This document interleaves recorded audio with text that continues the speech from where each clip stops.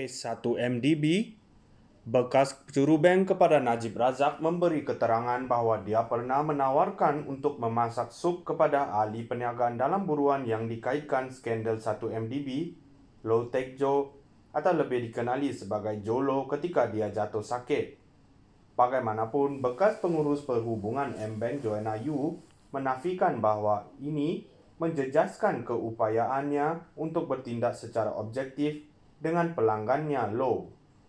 Saksi pendakwaan ke-41 itu memberi keterangan lisan semasa perbicaraan rasuah 1 MDB bernilai RM2.28 bilion petang ini terhadap bekas Perdana Menteri dan bekas Menteri Kewangan itu. Peguam bela utama tertuduh Muhammad Syafi Abdullah menyoal balas Yu mengenai sifat hubungannya dengan Low yang dikenalinya 2 tahun sebelum penubuhan 1 MDB dengan firma terdahulu Terengganu Investment Authority TIA pada 2009. Pada prosiding sebelum ini di Mahkamah Tinggi Kuala Lumpur, Yu memberi keterangan bahawa dia rapat dengan Low dalam kapasiti profesional berkaitan perjanjian pinjaman bank dengan sebuah syarikat bernama Majestic Masterpiece Sdn Bhd. Dia memberitahu mahkamah dia pernah mengunjungi Low di apartmen mewahnya di Lapan Kiapeng di Kuala Lumpur. Semasa pemeriksaan balas di hadapan Hakim Colin Lawrence sekira hari ini, Syafi menyoal Yu kenapa dia perlu mengunjungi Low di pangsapuri ahli perniagaan itu dengan alasan dia boleh saja mengatur untuk bertemu bual Low di pejabatnya di M-Bank. Yu memberi keterangan bahawa dia mengunjungi Low di pangsapuri Lapan Kiapeng kerana ahli perniagaan itu didakwa mengelak cubaan bank untuk mendapatkan bayaran balik pinjaman daripadanya berhubung perjanjian pinjaman Majestic Masterpiece. Yu mendakwa pinjaman itu telah tertunggak tetapi Low sentiasa berada di luar negara dan kebanyakan masa enggan bertemu dia dan pasukannya untuk menyelesaikan pembayaran balik. Syafi kemudian membuat rujukan kepada transkrip BlackBerry Messenger BBM yang didakwa antara Yu dan Low. Syafi, itu tidak benar. Ada ketika semasa Jolo sakit dan kamu memasakkan makanan untuk dia. Yu, itu tidak betul. Saya cuma menawarkan makanan ketika dia sakit. Syafi, tiada bank pernah menawarkan saya perkara itu dan saya tinggal di sebelah bank itu. Yu, mungkin itu naluri keibuan saya. Syafi, adakah wajar Anda menawarkan sup kepada pelanggan Anda? Yu, tidak ada niat untuk apa-apa. Syafi, ini sesuaikah? Yu, saya akan membantu sesiapa sahaja. Apabila sekira bertanya apakah tujuan pemeriksaan balas ini, Syafi menegaskan pasukan pembelaan ingin mengetengahkan pertikaian bahawa beberapa kesalahan berkaitan 1 MDB dibenarkan berlaku kerana objektif dikompromi daripada pihak bank. Syafi juga menyoal Yu jika dia membenarkan dirinya untuk mendekati ahli perniagaan itu sehingga dia kehilangan penilaian objektif terhadap situasi tersebut. Yu bagaimanapun dia menafikan perkara yang dicadangkan Peguam Najib itu.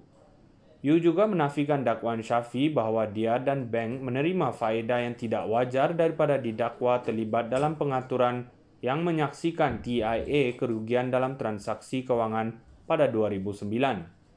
Sebelum ini, semasa prosiding perbicaraan pada 2019, bekas Ketua Pegawai Eksekutif 1 MDB Syarul Azral Ibrahim Halmi memberi keterangan bahawa syarikat-syarikat berkaitan Low membuat keuntungan atas angin kira-kira RM83 juta hanya dalam masa beberapa hari.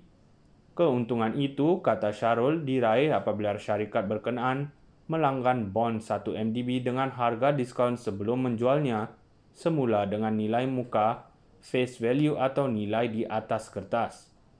Saksi ke-9 perbicaraan mendakwa Actis Capital Singapore Limited dan Country Group Securities, firma yang dipercaya berkait dengan Low membuat perjanjian dengan M-Bank untuk membeli nota jangka sederhana Islam 1 MDB berjumlah RM700 juta dengan harga diskaun 12%, yaitu kira-kira RM617 juta pada tahun 2009.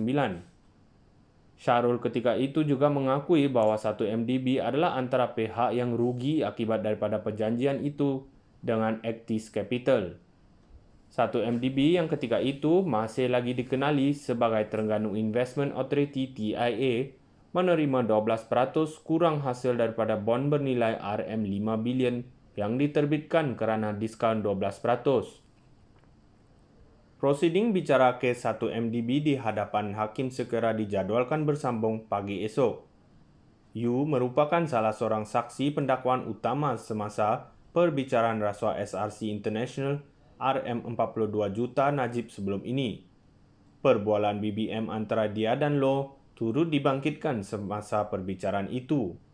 Semasa perbicaraan SRC, Peguam Najib menyoal balasnya selama beberapa minggu dan pada satu ketika, Yu dilaporkan menangis ketika berada di kandang saksi.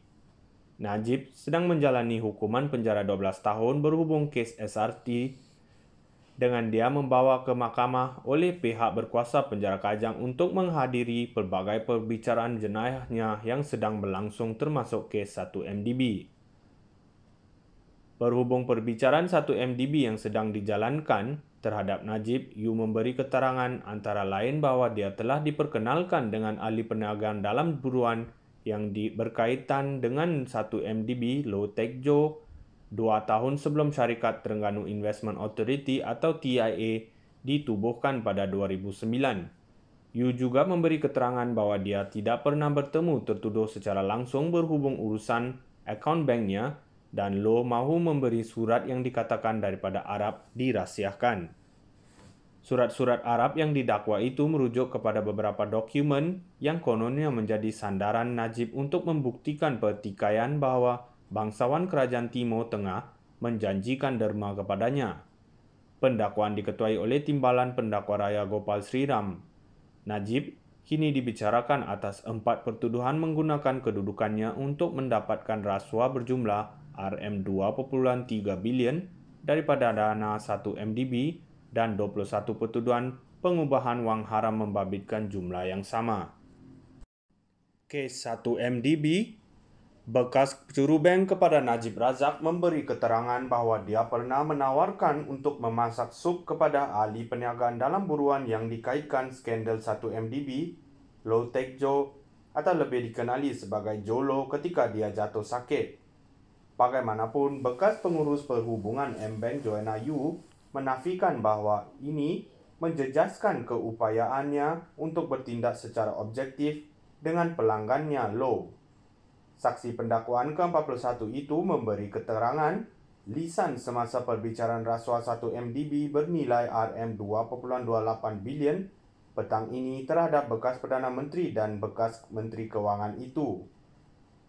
Peguam bela utama tertuduh Muhammad Syafi Abdullah menyoal balas Yu mengenai sifat hubungannya dengan Loh yang dikenalinya 2 tahun sebelum penubuhan 1MDB dengan firma terdahulu Terengganu Investment Authority TIA pada 2009.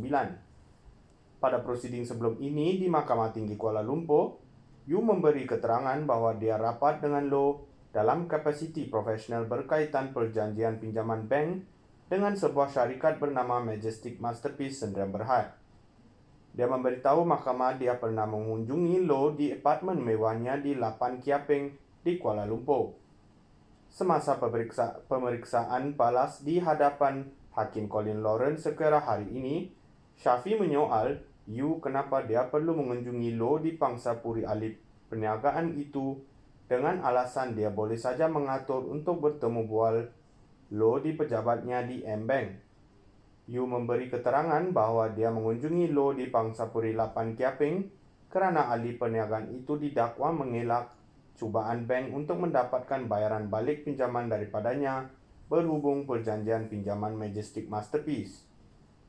Yu mendakwa pinjaman itu telah tertunggak tetapi Loh sentiasa berada di luar negara dan kebanyakan masa enggan bertemu dia dan pasukannya untuk menyelesaikan pembayaran balik.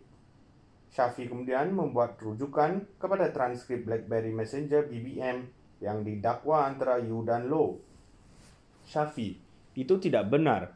Ada ketika semasa Jolo sakit dan kamu memasakkan makanan untuk dia. Yu, itu tidak betul. Saya cuma menawarkan makanan ketika dia sakit. Syafi, tiada bank pernah menawarkan saya perkara itu dan saya tinggal di sebelah bank itu. Yu, mungkin itu naluri keibuan saya. Syafi, adakah wajar Anda menawarkan sup kepada pelanggan Anda? Yu, tidak ada niat untuk apa-apa. Syafi, ini sesuaikah? Yu, saya akan membantu sesiapa sahaja.